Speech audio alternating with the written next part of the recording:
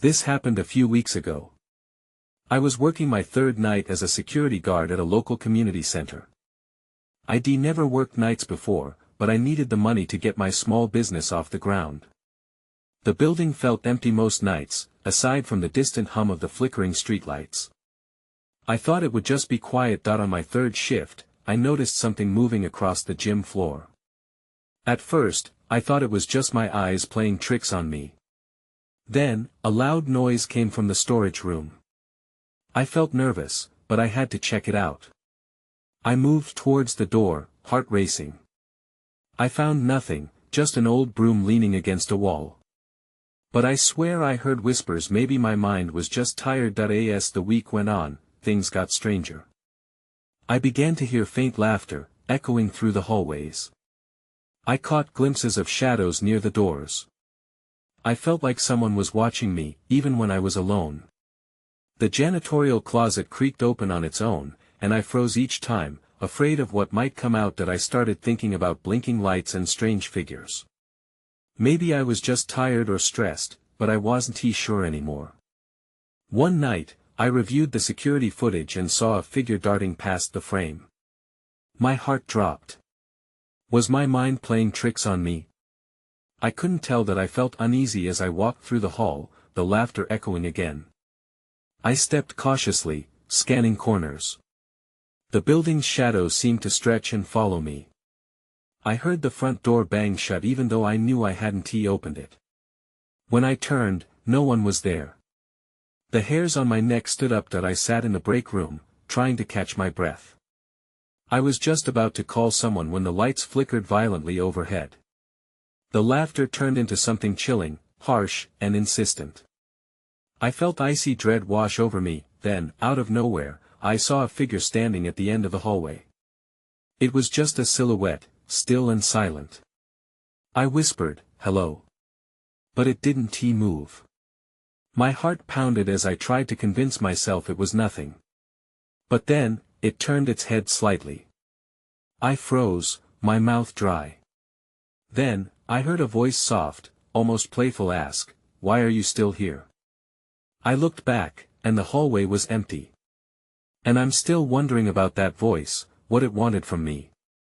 I had no answer, and I couldn't shake the fear that I wasn't the only one there anymore. That night felt like a bad dream, one where I couldn't wake up no matter how hard I tried. The voice lingered in my mind, taunting me with questions I couldn't answer. After the encounter, I could hardly focus on the job. Each shadow seemed alive, and every creak of the building felt like a whisper. I decided to try to shake it off. There was a large clock in the lobby, and I kept glancing at it. I still had hours to go. With every tick, anxiety wrapped tighter around me. I grabbed my coffee and headed toward the gym area, convinced that a little movement would help. As I walked through the dim corridor, I noticed a door at the far end slightly ajar. I didn't remember it being open before. My gut twisted. I moved closer, peeking into the room. Inside was a small meeting space, its chairs stacked neatly. The strange thing was that the room was cold, far colder than the rest of the building. It sent a shiver down my spine. Before I could back away, I heard it again, soft laughter echoing off the walls. I hesitated, but curiosity got the better of me. I stepped inside. As I scanned the space, I noticed something glint in the dim light. I walked over to it and picked it up. It was a small metal key, the kind that could fit a padlock. Just as I pocketed it, the lights above flickered again, casting eerie shadows across the room. I turned quickly, my heart racing. Was someone there? But there was nothing but darkness. I felt the weight of the key in my pocket, like it was pulling me towards something. After a moment, I decided to leave the meeting space and return to my post.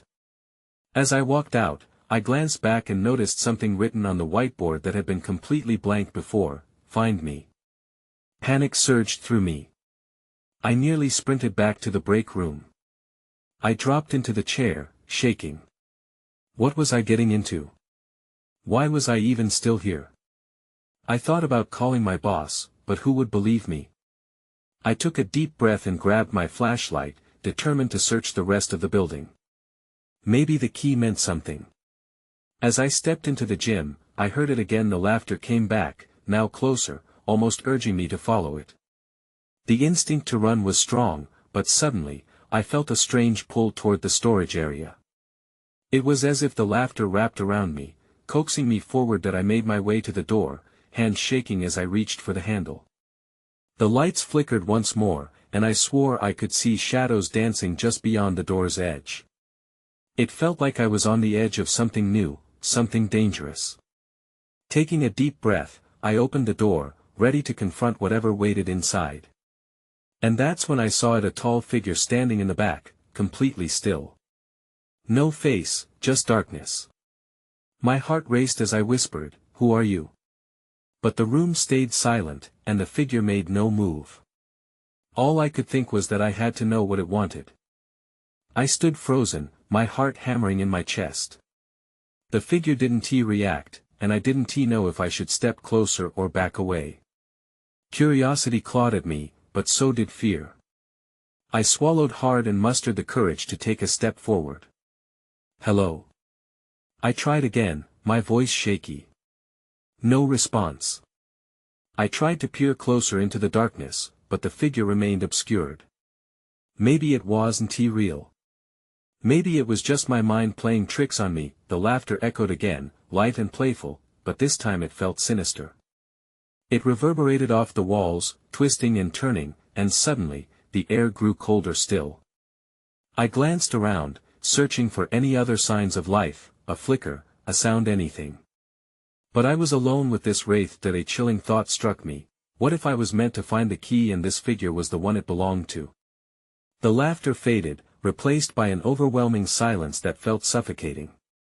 I fished the key from my pocket, holding it tightly in my palm, as if it might protect me. What was the purpose of this key? I had no idea where it fit, but somehow I needed to figure it out. Time seemed to stretch, and as I hesitated, the figure lurched slightly, causing me to jerk back. My breath caught in my throat. I could barely see its shape moving closer, but it still had no features. That I turned and fled, slamming the door behind me. I stumbled back into the gym, the laughter now an echo, faint but still taunting me. My head spun as I tried to catch my breath. I needed a plan. I remembered the whiteboard's message: "Find me." There had to be a connection. I thought about the storage area. It was loaded with old boxes and equipment. Maybe something there could give me answers.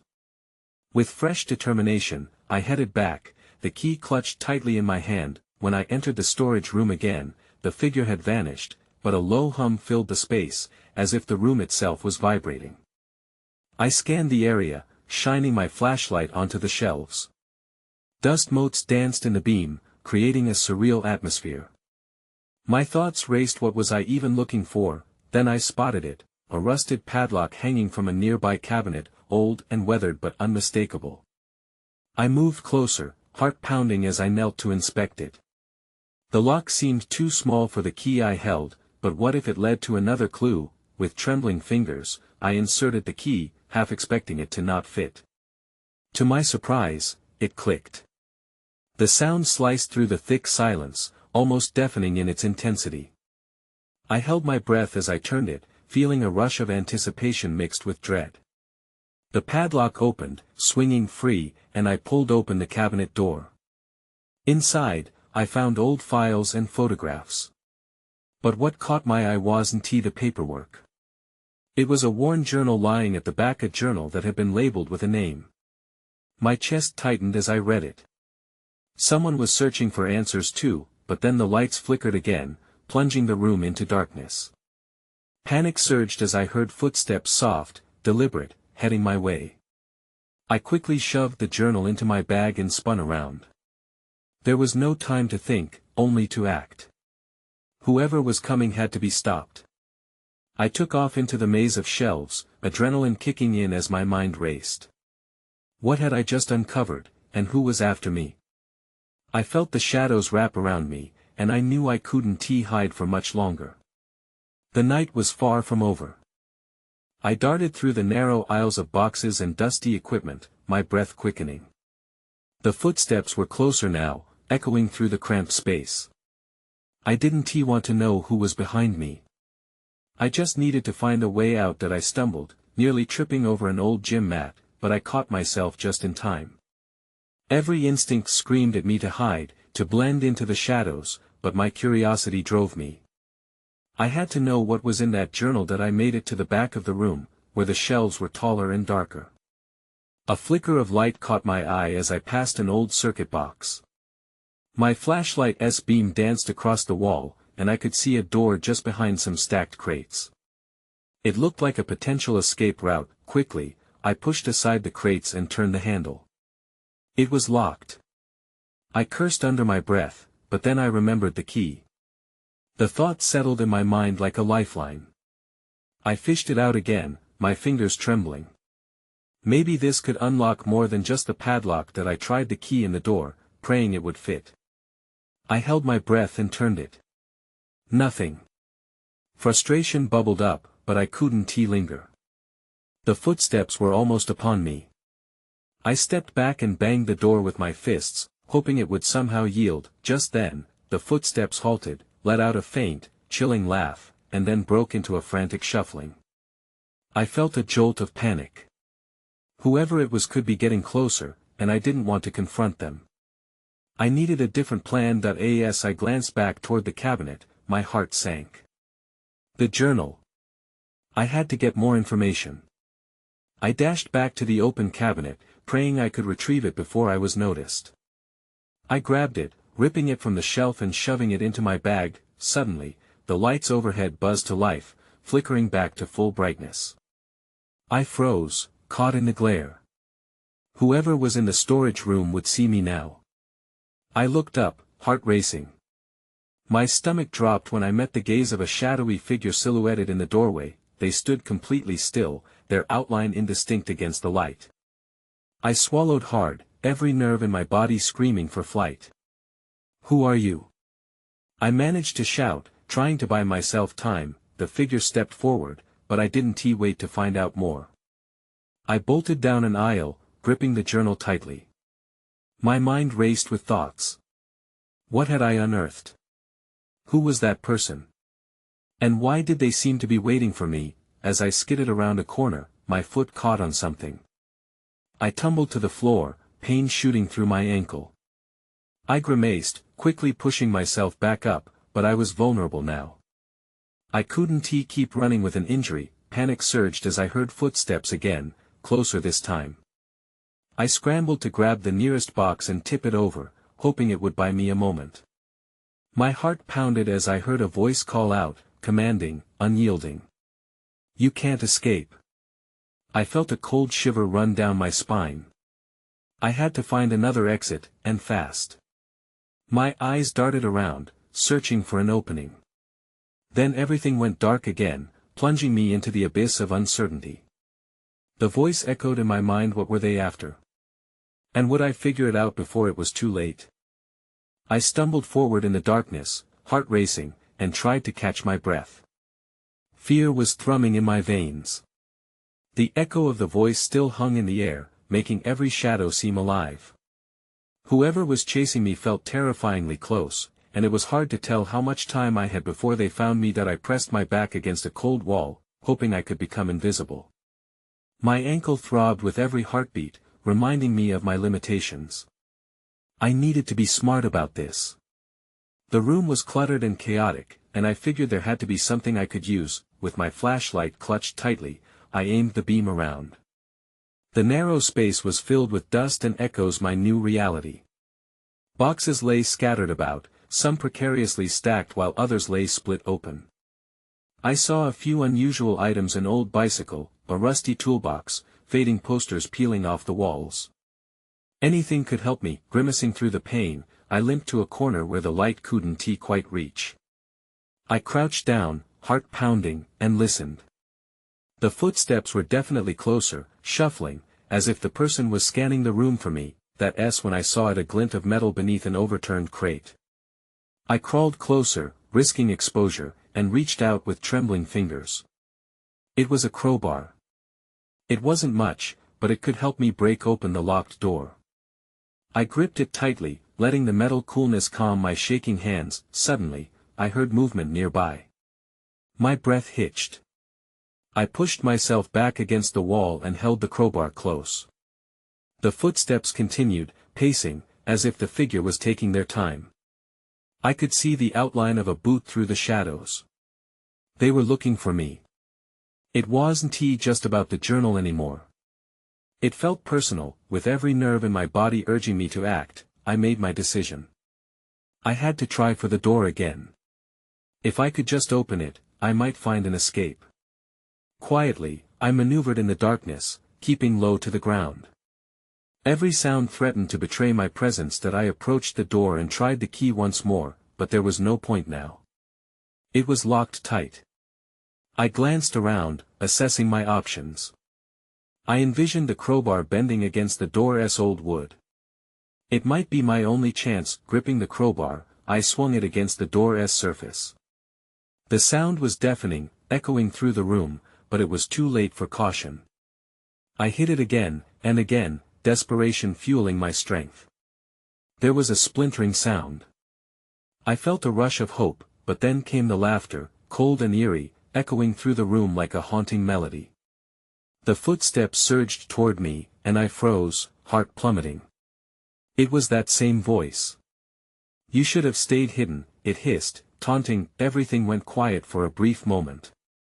I darted my gaze around, looking for anywhere to escape. I spotted a narrow gap behind a stack of boxes. I had no choice. I sprinted towards it, the crowbar clenched tightly, ready to defend myself. As I squeezed through, my mind raced with thoughts of who was pursuing me, what they wanted, and how much danger I was really in. I was in deep now, and just as I thought I might be safe, something grabbed my ankle. I let out a scream, but it was swallowed by the darkness. I had to get away, and somehow, I had to find out what was happening before it was too late. I twisted in panic, trying to pull my foot free. The grip was tight, unyielding. My heart raced as I swung the crowbar wildly behind me, desperate for a hit. I felt the metal connect with something solid, and the grip on my ankle loosen just enough for me to tear myself away. I scrambled into an open space, barely aware of where I was going. The room seemed alive with danger. Shadows danced across the walls as I flicked my flashlight around, looking for a way out. Just ahead, I spotted an opening to another room. I didn't have time to think. I bolted toward it, nearly tripping over an old chair along the way. I burst through the doorway and skidded to a halt. The new room was smaller, littered with abandoned furniture and rotting crates. My breath came in ragged gasps. I quickly scanned for a door or window, anything that could lead me to safety. But the walls felt like they were closing in. A creeping dread slithered down my spine. The laughter still echoed in my ears, taunting me.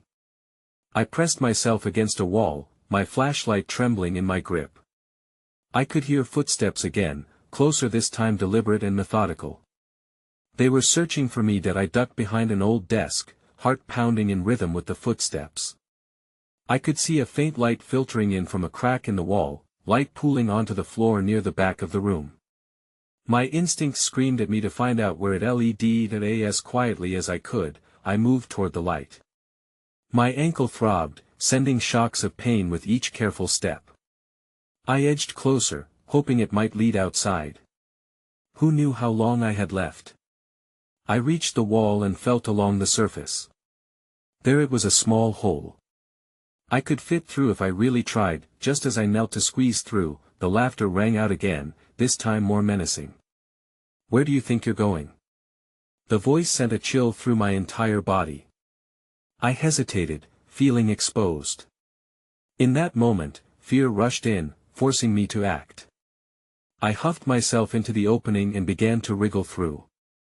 The jagged edges of the hole scraped against my skin, but I pushed forward, driven by sheer adrenaline. I finally broke free on the other side and rolled out onto the ground. I was outside a narrow alley, dimly lit by a flickering street lamp. Relief surged through me, but I couldn't forget the danger still lurking behind me. I quickly scanned the alley for a way out, but my breathing hitched as I caught sight of a figure moving toward the alley entrance, silhouetted by the streetlight. It was them. My heart dropped. Suddenly, a loud crash came from the room I just escaped. The figure turned to look, and I took my chance. I scrambled to my feet and darted toward the opposite end of the alley, determined not to look back. But just as I thought I was clear, I heard that voice again, closer now. "You can't escape that easily." I froze. There was nowhere to hide. I needed to keep moving. Instinct took over, and I ran faster, praying into the night that I would find help before it was too late. The shadows seemed to whisper around me, and I could almost feel the presence chasing me. Time was running out, and I was getting closer to the truth, whether I was ready or not. I raced through the dark alley, the sound of my footsteps muffled by the thick shadows. My heart hammered in my chest, desperate to break free from the terror clawing at my mind. I could feel the heaviness of the night air surrounding me, almost suffocating. Just as I reached the end of the alley, a sudden noise made me stop. The figure from before was no longer just a silhouette. It glided forward, not rushing but instead moving deliberately, as if savoring my panic. The eerie laughter bubbled up again, echoing through the empty space. I searched for a way out, my eyes darting from one side to the other. To my left, an old wooden gate leaned slightly ajar. Hope flickered in my chest, though it was dampened by the realization that every second counted. I sprinted toward it, shoving the gate wide open. It creaked ominously, protesting my escape, but I didn't care. I bolted through and found myself in a narrow side street, barely illuminated by the moonlight. The street stretched ahead, seemingly empty. I pushed my legs forward, driven by the primal instinct to survive. With each step, I told myself I just needed to make it to the end. Perhaps there would be help, or at least a place to hide. But as I ran, the laughter continued to echo in my head, sharper and more relentless. Then, I heard something even worse than laughter. A voice, low and sinister, cutting through the night. "Look at you, running like a rabbit." It sent chills racing down my spine. I didn't have to look back to know they were coming. In a wild panic, I glanced around, searching for an exit. Rushing toward a door that looked bolted shut, I pounded on it, my fists aching but desperate. "Help! Someone help me!" But there was only silence in response. A part of me believed I'd be found at any moment, pulled back into that hellish nightmare. After what felt like hours, I stumbled upon a small bar at the end of the street. The glow from the neon sign wrapped around me like a beacon of hope. I entered without hesitation, nearly colliding with the door as I burst inside. The chatter of late-night patrons filled the air, sounds of laughter muffled by my pounding heart that seemed like a sanctuary, until I caught a glimpse of the bartender's face. He looked up, eyes wide in shock, as if he recognized the fear etched on my features. "You need to leave," he said, his voice low and urgent. "They come here sometimes." My chest tightened. "What do you mean, they?" Before he could answer, the door swung open behind me, the sound of laughter spilling in like an unwanted guest. I turned slowly, dread washing over me again. That voice, I could hear it clearer now. "Where did you think you were going?" Panic surged through me. I knew now I wasn't safe yet. In a split second, instinct kicked in. I could feel time slipping away. I needed answers, and fast. That laughter. The way the bartender reacted. A connection was forming, but I didn't have time to analyze it. My life depended on my next move. I turned on my heel and rushed deeper into the dimly lit bar. The patrons had paused their conversations, eyes glued to me, and the weight of their stares pressed against my skin. Panic coursed through me, a desperate urge to find anywhere to hide. I glanced around, spotting a narrow hallway leading to the back of the bar. As I darted toward it, the bartender's voice followed me. "Don't. You don't know what's back there." But I didn't stop. I was too scared to think. The hallway was dark, the walls lined with old photos that watched me as I ran. I stumbled over something on the ground, but I pushed myself up and kept moving, my breath coming in ragged gasps. At the end of the hallway, a door stood slightly ajar. Without hesitating, I shoved it open, stepping into an even darker room. I fumbled for a light switch but found only the cold grip of metal pipes against my hands. I leaned against the wall, straining to hear if the laughter was still following me. In the stillness, my mind raced. Why had the bartender said I needed to leave? What had he seen? My thoughts were shattered by a sudden clatter from outside the door. I pressed myself against the wall, holding my breath. Someone was in the hallway now, their footsteps slow and deliberate. The laughter rang out again, and I could tell it had come closer. "You can't hide from me," the voice taunted, smooth and confident. "You're all alone, after all." That realization hit me like a punch to the gut. I needed to find a way out of here, but how? I scanned the room, now making out shadows moving in the darkness. There had to be a window or another exit. The footsteps grew louder. I could feel the vibrations through the floor. Desperation clawed at me, pushing me to find anything that could help. My hand brushed against something cool and rough. I reached down to pick it up. A metal pipe, sturdy and long. As I gripped it tightly, I felt the weight of it in my hands. Maybe this could give me an edge. That I pressed myself back against the wall, straining to keep my breathing steady. I had to muster enough courage. I could hear the laughter getting closer, mixing with the sound of footsteps and an unsettling whisper. "You can come out now." But I wouldn't. Not until I knew what was coming. Then I saw a flicker of movement in the shadows at the end of the hall. Someone stood there, silhouetted by the dim light from the bar. A new figure, this one with a different energy, something more dangerous. I tightened my grip on the pipe, my heart racing. "Show yourself." The figure called out, the voice dripping with mockery. "You think you're hiding? You're just prolonging the inevitable." In that moment, I knew I had to act. I took a deep breath, adrenaline surging. I would not allow fear to dictate my actions. I stepped out from the shadows, ready to confront whatever was waiting for me.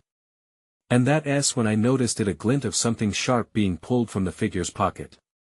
A knife. I froze. I knew I needed to move, but panic threatened to paralyze me. What now? That blade flashed, and with it, my courage surged. I had to fight. But what was I truly up against? The stakes were rising, and every instinct screamed at me to run. But now, turning back wasn't an option.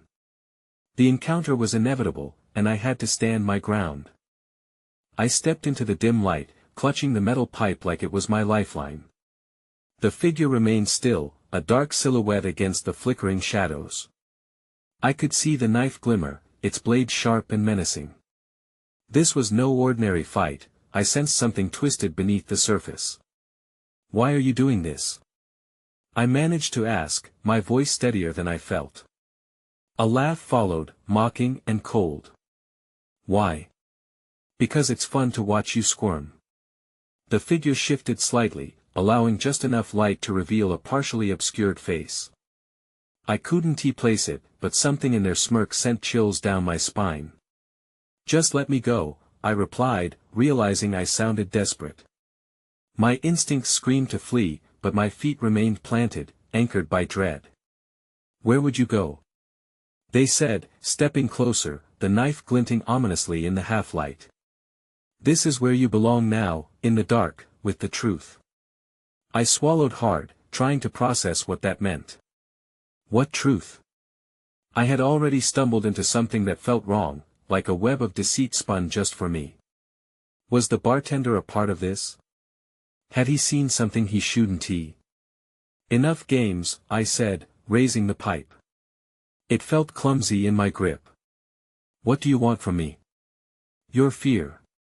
The figure smiled wider, and I understood the pleasure they took in my unease. "The longer you wait, the more delicious it becomes." Before I could think about my next move, the sound of footsteps echoed behind me. The thick silence shattered, and I turned briefly, wondering if I was about to be rescued or if more danger was about to strike. No. The figure snarled, frustration twisting their features. In that split second, all the training I'd ever had kicked in. I didn't want to wait, not anymore. I lunged forward, pipe swinging, aiming for the darkness that held my tormentor. I missed. The figure ducked, swiftly moving to the side, and I stumbled. They recovered quickly, reaching out to grab my arm, the knife glinting as it went for my throat. With a surge of adrenaline, I broke free, stumbling back against the wall. My heart raced as I watched the figure regain their stance, the anger feeding their next move. "Think you can escape?" they hissed, advancing on me with a predatory grace. I could feel desperation clawing at my chest, and panic blurred my thoughts. There had to be a way out. That's when I noticed a faint flickering light coming from behind them, perhaps an exit. Hope ignited in my chest. "Let me go, or I swear I'll fight," I shouted, trying to sound more confident than I felt. The figure paused, their eyes narrowing. "You still don't understand. There's nowhere to go." With that, they lunged at me again, and this time I was ready. I swung the pipe with everything I had, adrenaline fueling my movements. The metal connected with a satisfying thud. The figure staggered back, shock written across their face. I seized the moment. I had to reach that exit, had to escape this nightmare. As I turned to run, the figure recovered quickly, their snarls echoing through the darkness. I sprinted toward the light, heart pounding, every instinct telling me I had to survive. But I knew I wasn't just running from them, I was running into the unknown. What lay ahead could be just as dangerous. I reached the door and flung it open, stepping into the light, breathless with fear and adrenaline. That's when I heard the voice again, but this time it was a different tone, almost urgent. "There you are. I've been looking for you." I froze, my heart plummeting. Who was that now? And why did I get the feeling I was only stepping from one nightmare into another? I stumbled out into the next room, heart racing, still clinging desperately to my makeshift weapon. My surroundings brightened slightly, which only intensified my anxiety. The dim light illuminated yet another corridor, lined with old promotional posters and what appeared to be a maintenance door at the far end. I took a tentative step forward, scanning the area for any signs of my pursuers, but instead of safety, the voice called out again, echoing through the corridor. "You shouldn't have come back here." It was chilling, laced with both amusement and something far darker. I didn't recognize it, it felt new and yet eerily familiar at the same time. "Who are you? What do you want from me?" I shouted back, my voice trembling. "Don't act surprised. You've always known that your curiosity would lead you home," it replied, the laughter spilling out again, this time somehow more intimate. The shadows seemed to dance at the edge of the light, shifting in response to its tone that I backed away instinctively, my blood running cold. "Home." I didn't understand. Panic surged again, and I turned to bolt down the corridor when I heard the soft crunch of footsteps behind me. Suddenly, a figure stepped into the light, blocking my path. It was the bartender from the bar, his expression a blend of concern and something darker. "What are you doing here?" "You need to leave." Before he could finish, the laughter echoed again, washing over us both. "Leave? Why would they leave when the fun is just beginning?" The voice seemed to come from all around me, the walls pulsating with its energy. "Get back!" I yelled at the bartender, raising the pipe defensively as if it could ward off whatever force manifested between us. But just as quickly as I raised it, the figure before me morphed.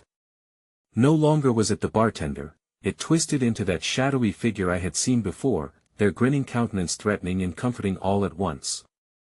"What do you want?" I gasped, feeling the pull of their gaze, the weight of their attention dragging at my will. "I want you to feel alive," the figure purred, inching closer. "The dance you've been doing, it's a good show. But let us see if you can really escape." The floor vibrated beneath my feet as if it too was caught in this macabre performance. Could I run again, or would I collapse under the pressure? I needed answers, but first, I needed out. And all I could think was to find a way to turn the tide in my favor. With a sudden surge of resolve, I ducked and dove toward the nearest maintenance door. I could hear the figure gasping as they lunged at me, but the door opened with a click, and I stumbled inside, slamming it shut behind me. Then my cutting breath echoed in the small room. I turned on the light and scanned the cramped space, littered with forgotten supplies and cobwebs. As my heart raced, a metal toolbox caught my attention. I rushed over, hoping to find anything that could help. When I opened it, a deeper sense of dread washed over me. Inside lay an assortment of tools, but next to them was something more familiar, a collection of old photographs, faded and curling at the edges. I flipped through them, my heart sinking each time a familiar face emerged. These were faces from the community center. They looked as if they were trapped in time, frozen in expressions of joy and laughter. One photograph appeared more recent than the others, featuring a group of kids playing outside the center. Above them, scrawled in messy handwriting, were the words, "Innocence lost." I felt a chill crawl up my spine. All at once, something slammed into the door. My heart raced as I shoved the box aside and searched for an exit or a weapon. As the door buckled, a sense of urgency crawled up my throat like bile. I could feel the presence growing stronger, almost tangible, coaxing me, the laughter morphing into whispers that tickled my ears, growing insistent, demanding recognition. "Find me, find us," it urged, and I thought I could hear echoes of laughter mingling with cries of despair. My fingers brushed against an old fire extinguisher mounted on the wall. It could help buy me vital seconds, perhaps even a path to the door directly behind me. The sounds grew louder, creating a cacophony that blurred the lines between laughter and screams. I hefted the fire extinguisher, adrenaline coursing through my veins, ready to face whatever emerged. When the door finally burst open, I twisted the nozzle and sprayed foam into the entrance, creating a barrier in the threshold, hoping to buy a moment of time. The figure faltered, at least for a second, caught off guard by the white spray. I seized my opportunity and dashed past them into the hallway, the laughter ringing in my ears, distorted yet tantalizing. I ran, half convinced I would wake up any moment from this terrible dream. But the truth was, I was wide awake. The horror had entrenched itself in the walls of the community center, snagging at my heels and wrapping around my reality. As I navigated through the building, climbing over boxes and leaping across debris, the laughter faded into something more ephemeral, something just out of reach. Questions spiraled in my mind. What had I unleashed? What did it want with me?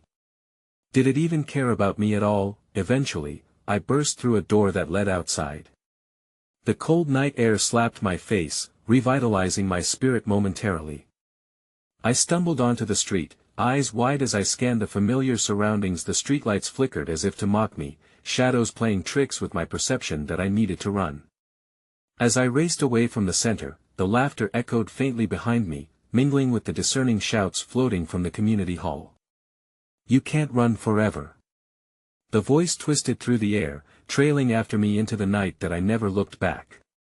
I kept running, my heart thundering, past a world of unanswered questions and lingering shadows. Whatever entity lurked in that community center was still out there, still looking for me. And even though I escaped, I knew it would never truly let me go. It haunted my nights and twisted my dreams, a chain I had forged in my pursuit of curiosity. As I reached the edge of town, I could feel the weight of ambiguity settle over my shoulders. Did I truly escape? Or had I only traded one horror for another? I didn't know, and I didn't think I would ever find out. I just kept running.